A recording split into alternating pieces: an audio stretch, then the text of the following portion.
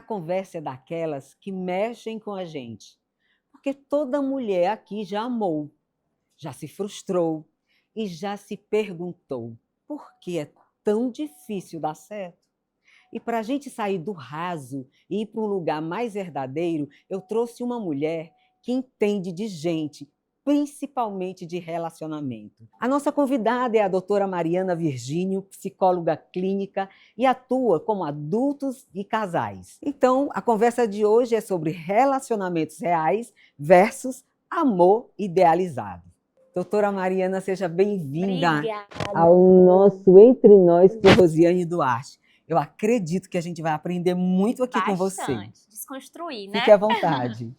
Seja bem-vindo a mais um episódio do Entre Nós. E no mês de maio, mês das mães, é um prazer ter a sua companhia. E eu aproveito e já vou te pedindo, vai lá, se inscreve. E você pode fazer comentários, dar o seu like, e isso ajuda a gente a reverberar o assunto, que para nós, mulheres, é muito importante, porque fala de relacionamento, e não só relacionamento, marido e mulher, mas os relacionamentos em geral. Porém, o foco hoje é relacionamento, porque é terapia de casais. Seja bem-vinda. Obrigada. Que bom. Obrigada pelo seu tempo em partilhar conosco o seu conhecimento. Antes, se apresente, mas eu queria saber um pouco mais da Mariana. Depois você fala da doutora. Sou Mariana, mulher, psicóloga, casada. Gosto de falar que desde muito cedo fui me encantando pelas histórias de amor. Então, desde muito cedo, assisto, consumo, estudo.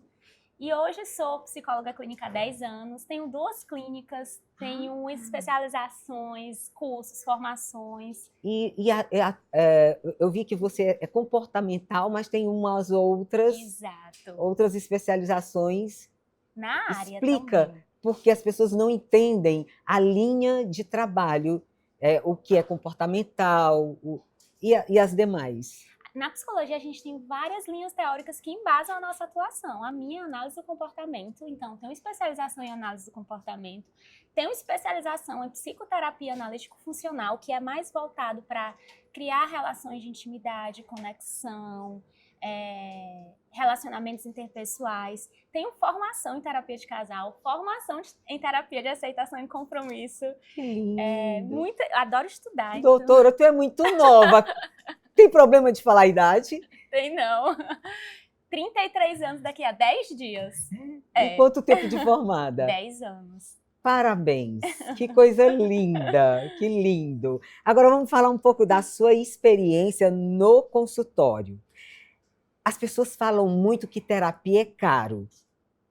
O que você me diz sobre isso? A primeira pergunta. Deixa eu te perguntar, você acha que é mais cara a terapia ou enfrentar um divórcio?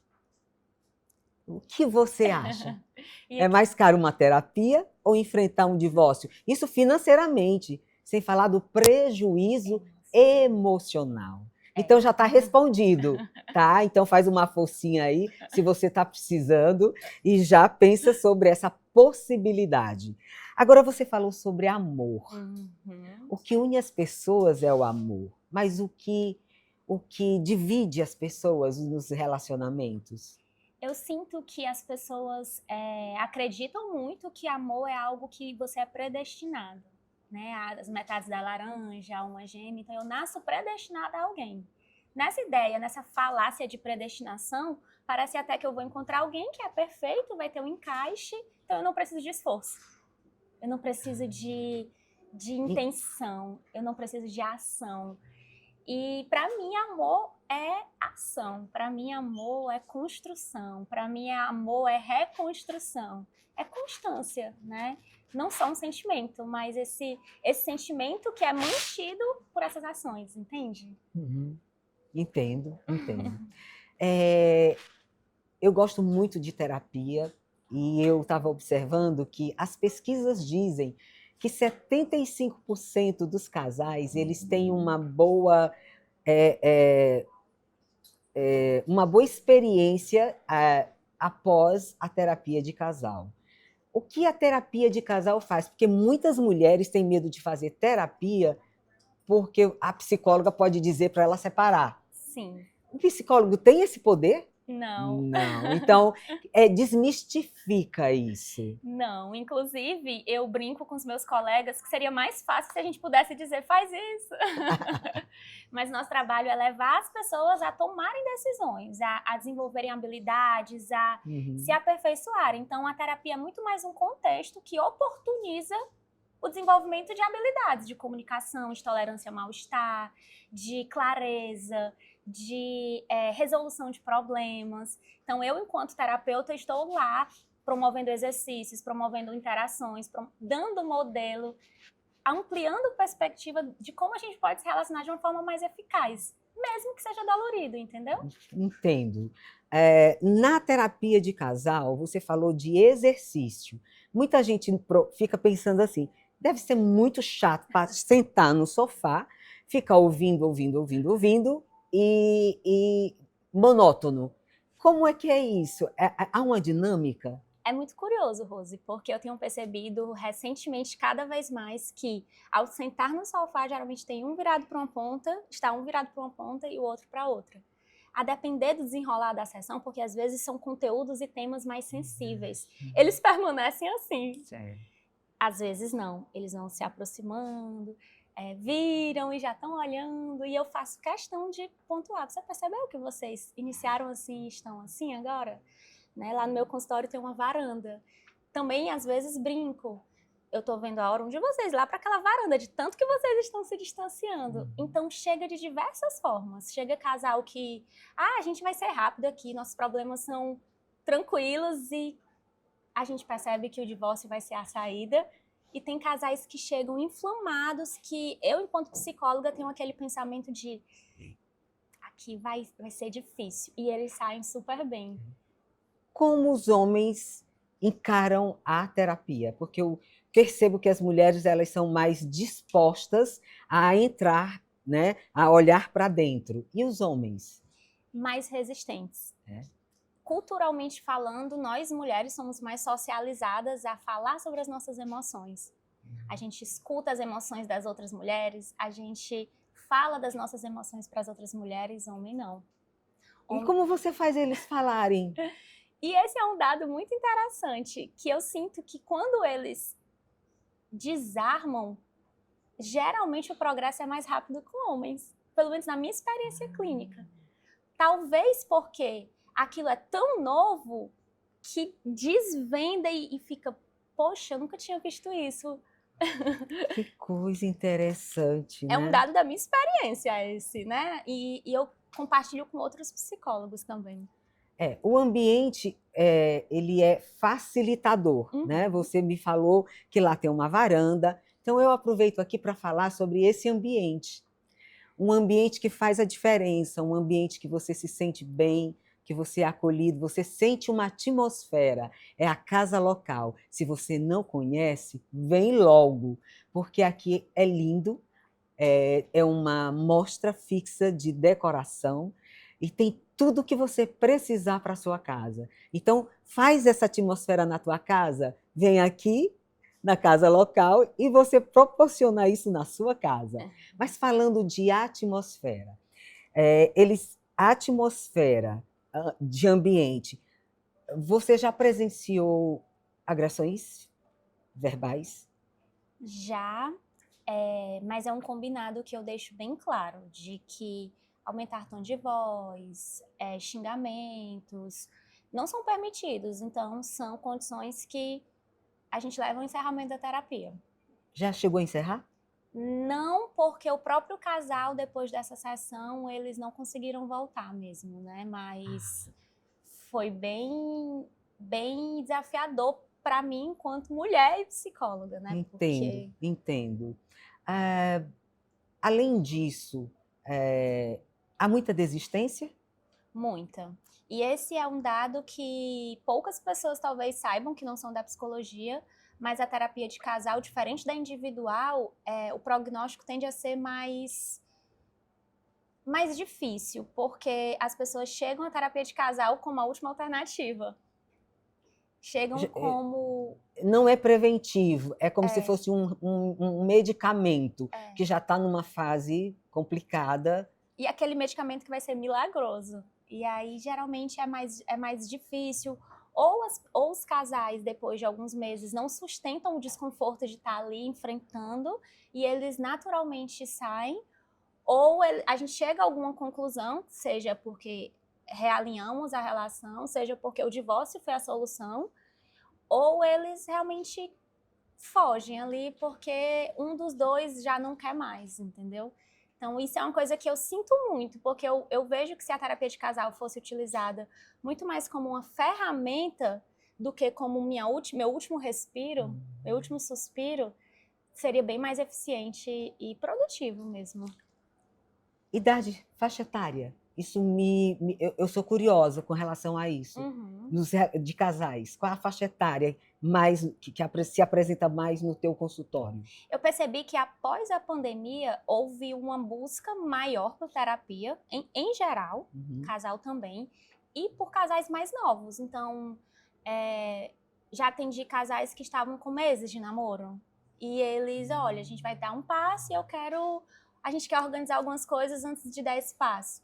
Assim como já tem casais de 40 anos aí, de história, que chegam, mas geralmente a faixa etária é entre 30 e 50 ali, principalmente. Se fala muito hoje, doutora, sobre divórcio grisalho, após os 50 anos. Você já tem pacientes nessa faixa etária? Já tenho pacientes tanto da individual, como já tive de casal, e também atualmente tenho alguns pacientes na terapia de casal. Como é lidar com esses casais que têm um relacionamento muito longo?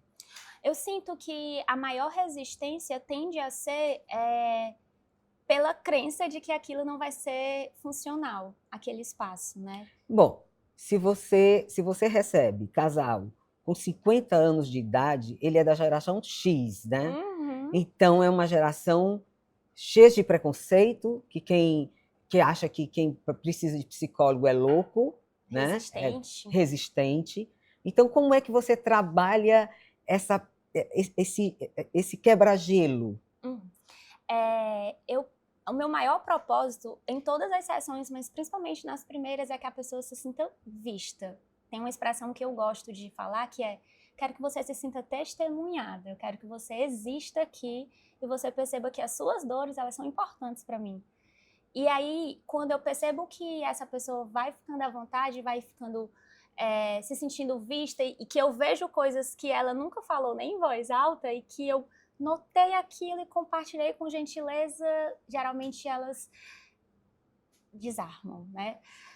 Relaxam. Então, a minha principal ferramenta é realmente isso aqui, ó, entre nós duas, entre nós, né? Entre nós.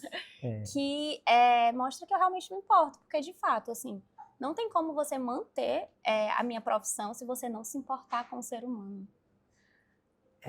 Eu ouço de algumas pessoas que nunca brigaram.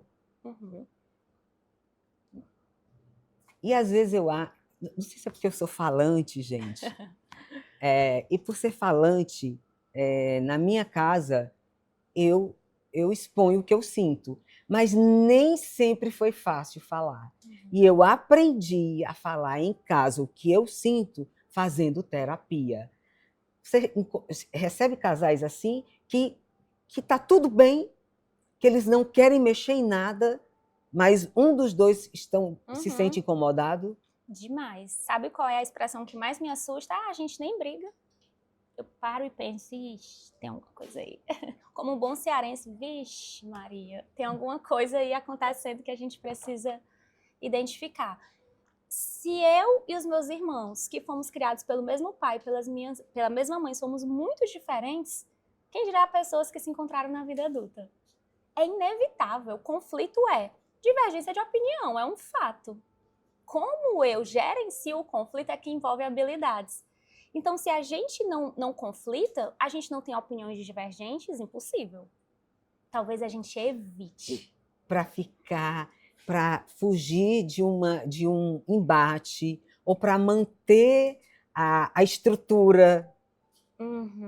não é? A sensação de, talvez... Estabilidade. Falsa sensação Falsa sensação de estabilidade. Exatamente. Então, eu vejo a ausência de conflitos nesse contexto de que a gente nunca briga, muito mais como sinal de alerta de tem alguém silenciando incômodos aí.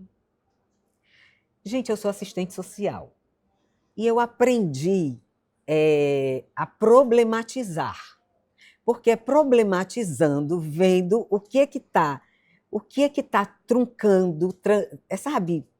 Num termo assim bem chulo, engodando, né, a relação. E às vezes o meu marido fala que eu busco problema demais, mas é porque, como uma pessoa inquieta, eu exponho o que eu sinto, mas nunca foi assim. É isso que eu quero deixar claro para você, mulher.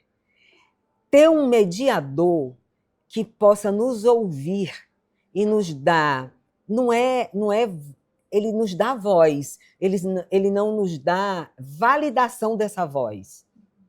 Não é isso? Mas só o fato de ter voz, falar e ser ouvido, o outro ouvir, isso ajuda na elaboração do seu ser, naquela relação. Né? E na relação muito longa, há uma costura. É como se você, ao longo dos anos, se costurasse um no outro. Como é que você trabalha esse casal que chega, que não tem vida, vida individual, só é aquela vida costurada? E curioso, porque na terapia de casal a gente tem sessões individuais, justamente para eu saber quem é fulano, quem é ciclano. Quais são os sonhos, os desejos, os valores, as dores, os hobbies, desse e daquele. Isso aqui conflita? Isso aqui casa? Como que eu dou espaço para os dois e para a relação, né? E aí eu gosto de falar principalmente para mulheres que fomos muito socializadas a centralizar o amor ser o centro da nossa vida. E eu prego muito uma ideia de descentralizar o amor. Como é isso? Agora quem está aprendendo, né? Sou eu. A ideia de que a gente é educada a colocar o amor como o centro da vida vem desde muito tempo. Então, quando a gente assistia um conto de fada, o final feliz era quando? Casamento. As mulheres, as princesas, elas eram salvas pelos príncipes. E aí o final era sempre após o casamento. Olha como o nosso final feliz, ele é costurado na nossa cabeça como o casamento, o amor, felizes para sempre. Então o amor, ele vai ocupando um lugar de centro da nossa vida. E aí o que isso quer dizer? Quer dizer que eu priorizo tanto o amor que eu esqueço dos meus hobbies, das minhas outras relações, de quem eu sou antes desse amor. E aí, quando esse amor entra em crise, eu entro em crise. Porque eu perdi todas as minhas características, toda a minha individualidade. A ideia... Você se perdeu, então? Eu me perdi. Porque se costurou tanto no outro que você se esqueceu. É como se eu fosse uma extensão da minha relação, mas não, a minha relação é uma parte de mim. Dói descosturar-se? Dói. Dói porque encarar que você passou a vida toda colocando o amor como centro da sua vida e que, se você está num relacionamento hétero, provavelmente o seu parceiro já foi educado culturalmente de outra forma, né? Então, eu estou trazendo esse ponto porque eu acho que descentralizar o amor não é deixar o amor de lado, é colocar outras coisas no centro, coexistir com esse amor. Eu posso amar o meu marido e eu posso amar sair com minhas amigas. Posso amar o meu marido e eu posso amar ficar sozinha. Sem culpa. Sem culpa. Sem culpa. Assistir um filme sozinha. Ir pro cinema. Tu gosta da tua companhia? Tu já se fez essa pergunta? Você se gosta a ponto de, quando você ficar sozinha, quando todo mundo for embora, quando não tiver filho em casa, quando o teu marido tiver no jogo de futebol dele, tá? Como é você sozinha? Como é? Então pensa sobre isso, porque quando a gente gosta da nossa companhia, a vida não acaba se por acaso a decisão for a separação. A separação. Uma pergunta que eu acho interessante é: o que sobra quando a relação sai? Você faz essa pergunta. O que sobra quando a relação acaba? Acaba. Quando a relação não está no centro. E às vezes é doloroso responder essa pergunta. Então, a ideia do amor não ser o centro, mais uma vez, não é negligenciar o amor. É dividir esse espaço com outras coisas, né, na nossa vida. Bom, nós estamos trazendo luz a muitas questões. E eu quero falar sobre uma luz que é da do Luz. Uma pausa para falar sobre luz. A do Luz Iluminação, ela é uma empresa que comercializa produtos comerciais para áreas comerciais, corporativas, como esse ambiente da casa local, que é todo iluminado pela do Luz Iluminação. E se você entrar em contato com a nossa equipe e falar que viu no Entre Nós, você vai ter uma condição bem especial. É a Dona Rose que está falando, viu?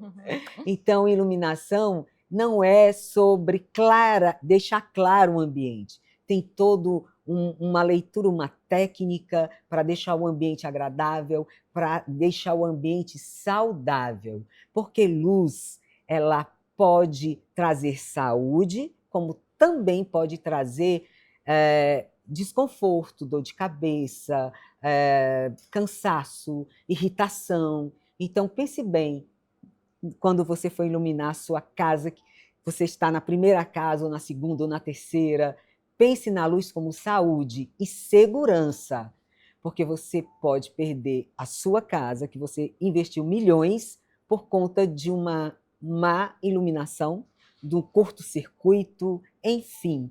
Vamos pensar em luz dessa forma e eu te convido a conhecer a do Luz Iluminação.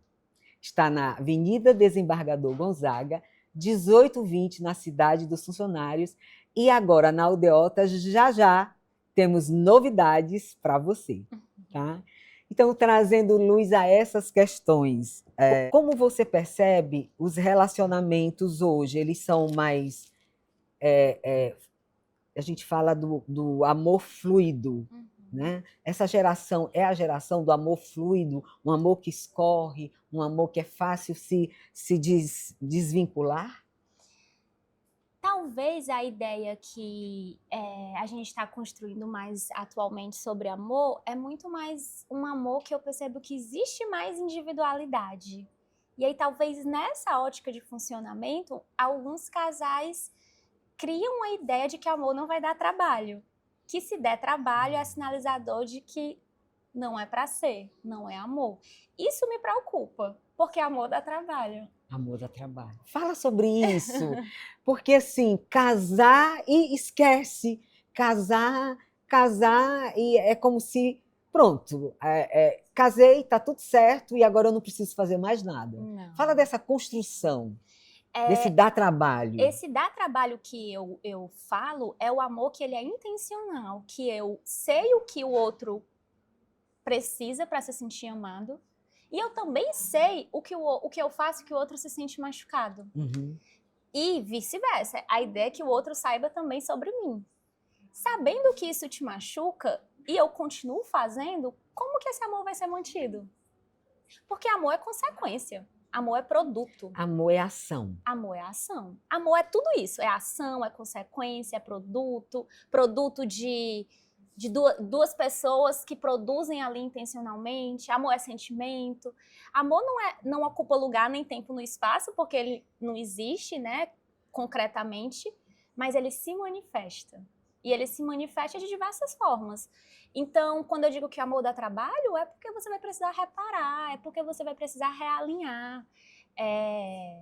Eu lembro que, nos meus votos de casamento, eu falei para o meu esposo que eu agradecia por toda disposição, disponibilidade, objetivos alinháveis e alinhados que a gente tinha. Ai, doutora, que lindo!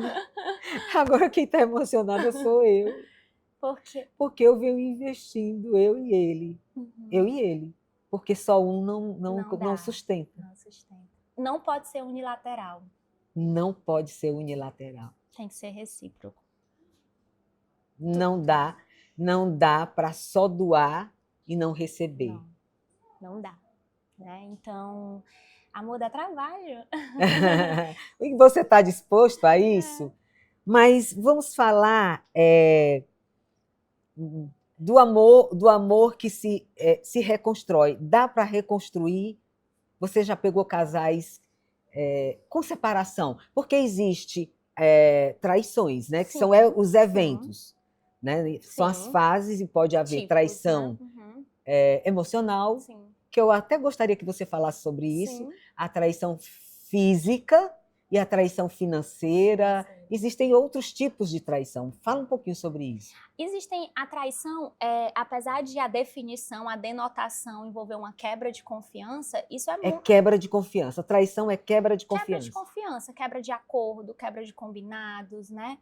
Então, pode ser que na minha relação, o meu parceiro manter algum tipo de contato emocional com outra pessoa, para mim é uma quebra de um acordo ali. Porque a gente que escolhe estar numa relação monogâmica, a gente escolhe ter responsabilidade. Uhum. E o que eu faço gera impacto no outro, gera impacto na relação. Então, para mim, seria uma quebra de confiança. Exemplo de uma quebra de confiança, de traição emocional.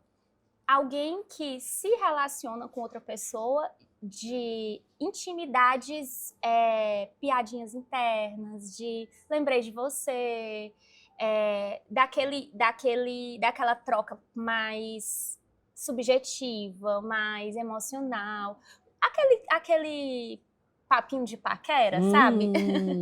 Pode não ter sido consumado ali o fato, né? Mas existe uma terceira pessoa que está ali no meio. Uma amiga de infância. Se funcionar para essas pessoas dessa forma, porque não é uma regra. Pode ser que para você tenha, vamos supor, um grande amigo de infância e funcione como irmão. Mas aí para o seu esposo, ele também precisa entender que essa relação funciona. A sogra. Talvez, nesse caso da sogra, entre mais a questão da prioridade, né? Porque quando eu saio da casa dos meus pais e vou para casa com meu esposo, agora eu tenho uma outra família. E nessa hierarquia de prioridades, faz sentido que essa nova família seja a minha prioridade. E às vezes isso vai concorrer. Então, alguns casais sentem que deixar de fazer com o meu parceiro, a minha parceira, para fazer com a minha mãe ou minha sogra é uma traição, porque aquele outro ficou negligenciado em detrimento disso. Mas já tem casais que isso não é um problema, a família continua sendo prioridade. Né? Então, é muito subjetivo.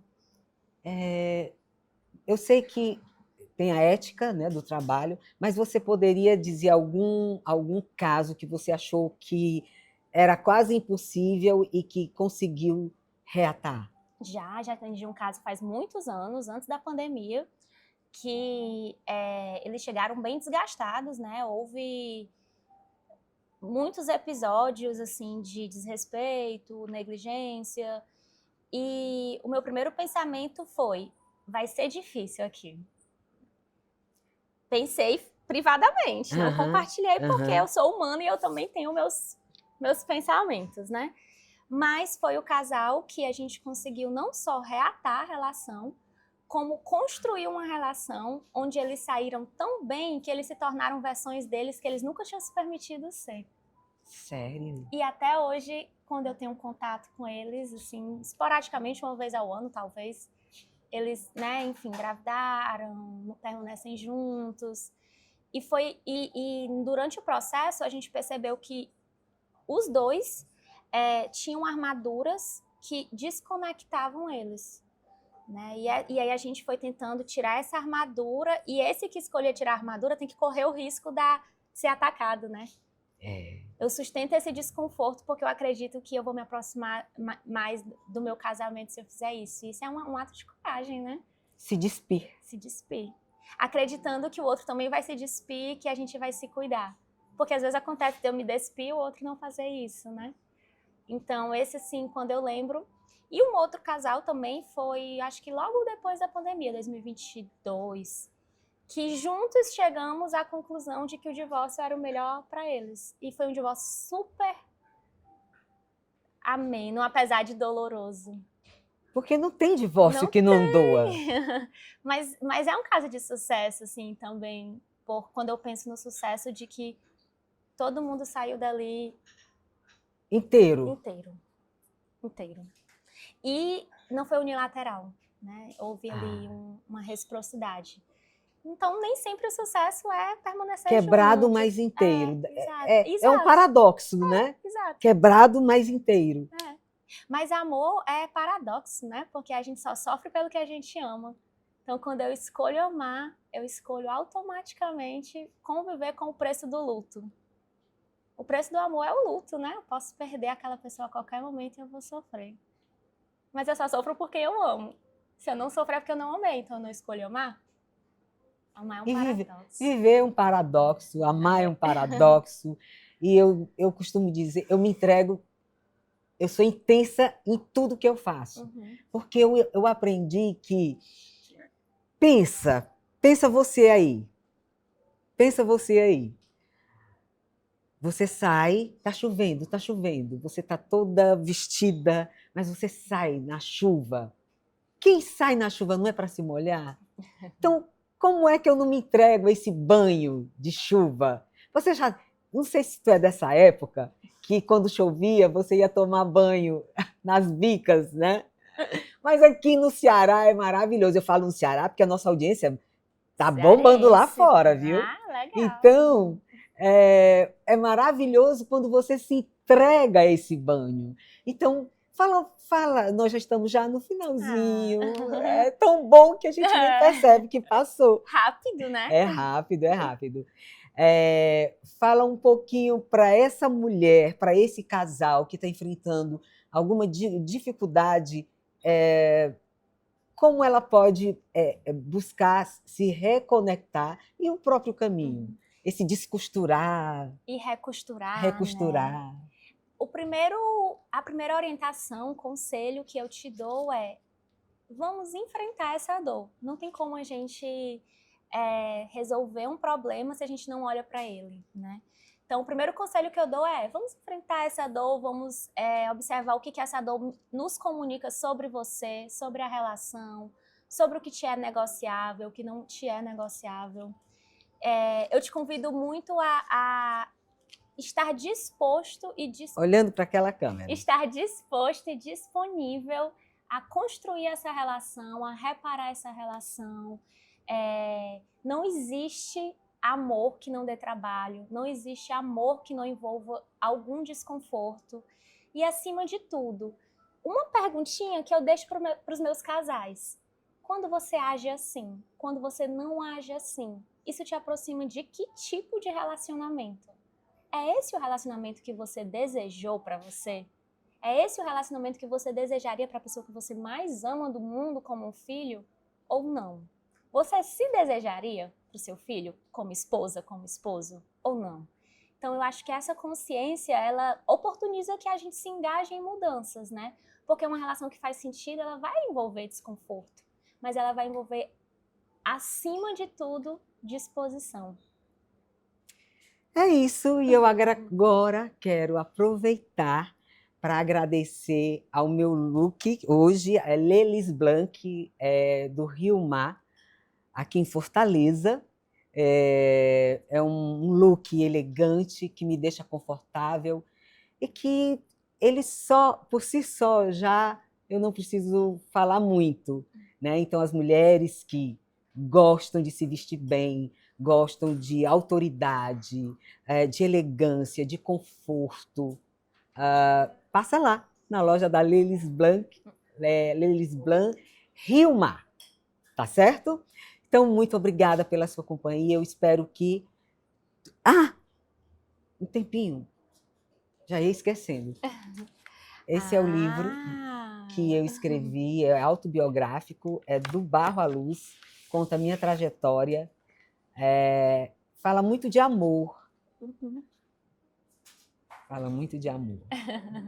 Vale a pena amar, Rose? Vale. E no mês das mães, eu quero dizer para você que de tudo que eu construí na vida, o melhor foram os meus filhos.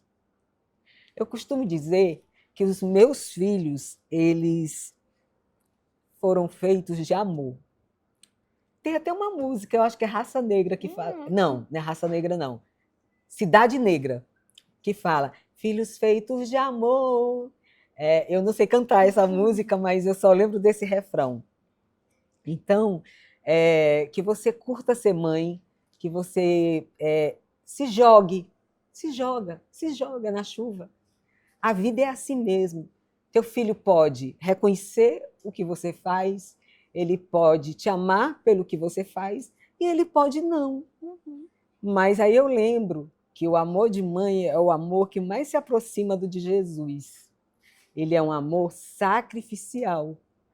E ele é um amor que independe. Incondicional. É incondicional. Essa é a palavra. É incondicional. Então, feliz Dia das Mães para você. Mulher, se ama. Porque quando a gente ama a gente consegue amar o outro. Jesus mesmo disse, né? Primeiro te ame a você mesmo e depois você ame o outro. Então, que você seja uma mãe feliz, tendo o reconhecimento ou não de seus filhos, tendo a gratidão ou não de seus filhos. Eu tenho a sorte de ser muito grata a tudo que a dona Isaura, a minha mãe, fez. Fica com Deus, tá? Que ele te acompanhe sempre. E muito obrigada. Obrigada, Rose. É um prazer.